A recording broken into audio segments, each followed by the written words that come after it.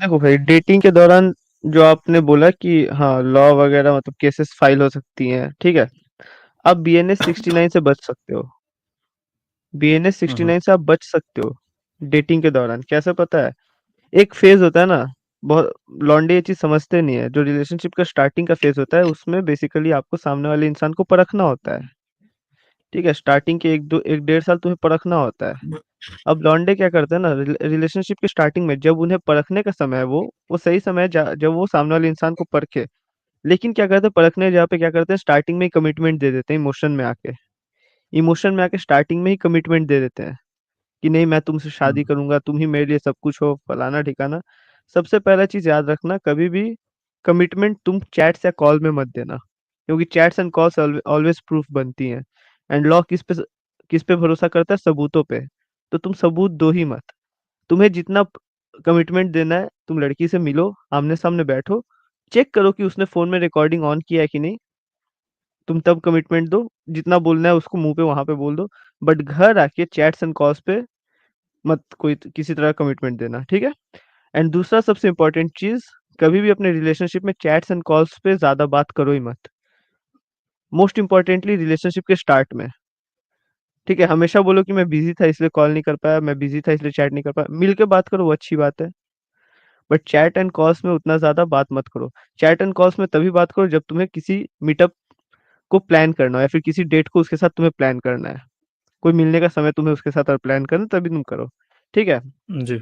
And हाँ, and gold clad भाई ने भी एक बहुत ही मस्त चीज बोला कि ब्रेकअप जो चीज है, कि तुम डायरेक्टली अगर तुम्हें ब्रेकअप करना है, मान लो तुम उस लड़की को परख रहे हो।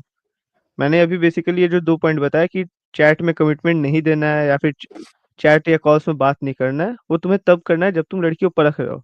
अब मान लो परखने के बाद भी जब तुम्हें पता है कि सब रेड फ्लैग्स क्या क्या होते हैं लड़की के बारे में, तुम्हें अच्छे से समझ में आ रहा है कि हाँ लड़की ये रेड फ्लैग्स शो कर रही है, एंड तुम सोचो कि अब तुम्हें उस लड़की के साथ नहीं रहना है।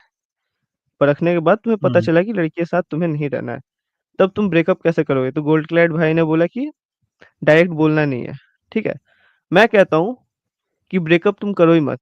तुम सामने वाले इंसान को मजबूर कर दो कि वो तुमसे ब्रेकअप कर ले। Not by torturing uh her, ठीक है, not by torturing her. But तुम मजबूर करो कि वो तुमसे ब्रेकअप करे, एंड तुम ब्लेम शिफ्ट कर दो,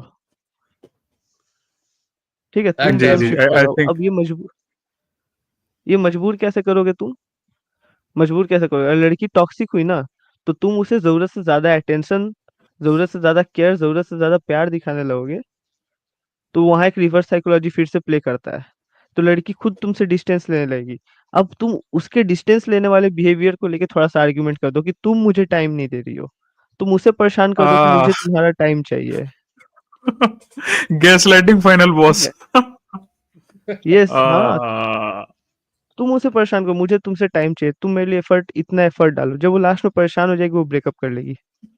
बेस्ट सॉल्यूशन है। तुमने सामने से ब्रेकअप नहीं किया, ना वो ब्लेम शिफ्ट कर रहे हो उसके ऊपर, तो तुम्हारे ऊपर स्यू नहीं कर हम्म। सकती, किसी तरह केस फाइल नहीं कर सकती। And more more more importantly, तुमने उसको कोई प्रूफ नहीं दिया कमिटमेंट का चैट एंड हम्म। कॉल्स में। लेकिन ये सब करने के लिए तुम्हारे पास क्या होना चाहिए? रेड फ्लैग्स का नॉलेज होना चाहिए, एंड डेटिंग का नॉलेज होना चाहिए, रेड पिल डेटिंग का नॉलेज होना चाहिए, वो जो तुम्हें बॉलीवुड नहीं सिखाएगा।